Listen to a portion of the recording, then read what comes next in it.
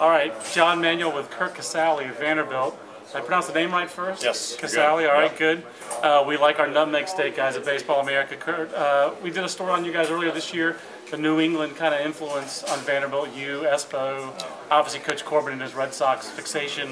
Does that give you guys, you think, over the course of this year, a little of that toughness? You guys have played tough out here, played tough over the course of the season. Is there a little bit of that Northeastern toughness kind of in this team? We like to think so.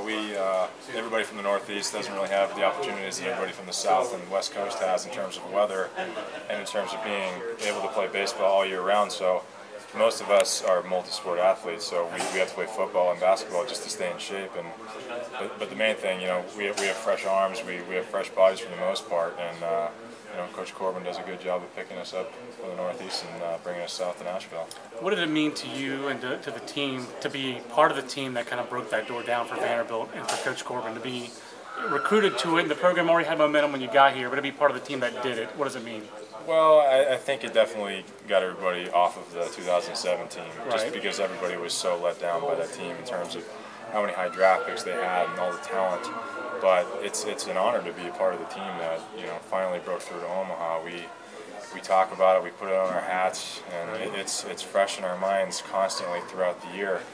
And whether we're playing baseball or we're conditioning or lifting weights or anything like that, it's always on our mind. For us to be the group that did it was a tremendous honor for us. We're a really close team, and for it to happen to us, I couldn't think of a better group of guys to finally break through and give Vanderbilt a trip to the College World Series.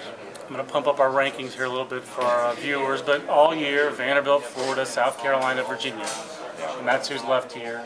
Talk a little bit about, does it get old almost to get here and to see if you're going to win this thing, you got to beat Florida and South Carolina and maybe Virginia, or is that the way you wanted it all year long?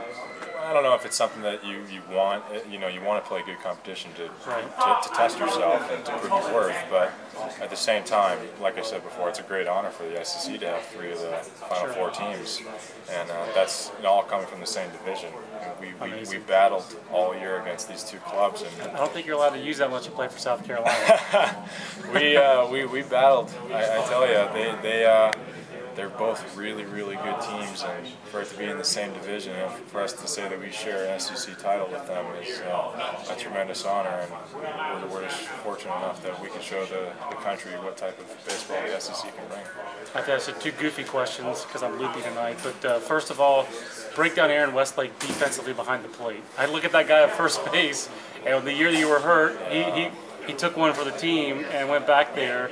I see him at first base, I'm like, how did that physically happen? Talk a little bit about, I guess, his toughness, but how did he do that and break it down tools-wise? First of all, he didn't get the benefit of the doubt on many of the past balls that were called against him that year. Aaron's a tremendous athlete, and he's one of the stronger kids in our team, as you can see, based on home run numbers and slugging percentage. But he's a grinder in the weight room too, and he works really hard. He's one of our hardest workers on the team. But to say the least, we're glad he's not behind the plate because he's a much better first baseman and defender over there than he was behind the plate. But for him, he did his best. And that was what the team needed at the time, and that just proves his worth as a teammate. He's a good dude, and for him to do that and put aside his desires to play first base just shows what type of character he has. Coach Corbin told me Sunday that the reason that he likes the Clemson-cut pants is it makes everyone look faster. You feel faster in the Clemson-cut pants? Well, we all know that he has a lineage towards Clemson, him and Coach O'Sullivan and a couple others, but he loves these Clemson pants, and it's I love the pants. We don't mind him either. I think last year and the years before, he's absolutely hated the pants over the shoe look. So he really wants it to be, he thinks that's too big league for us. And I agree with him. We're still in college.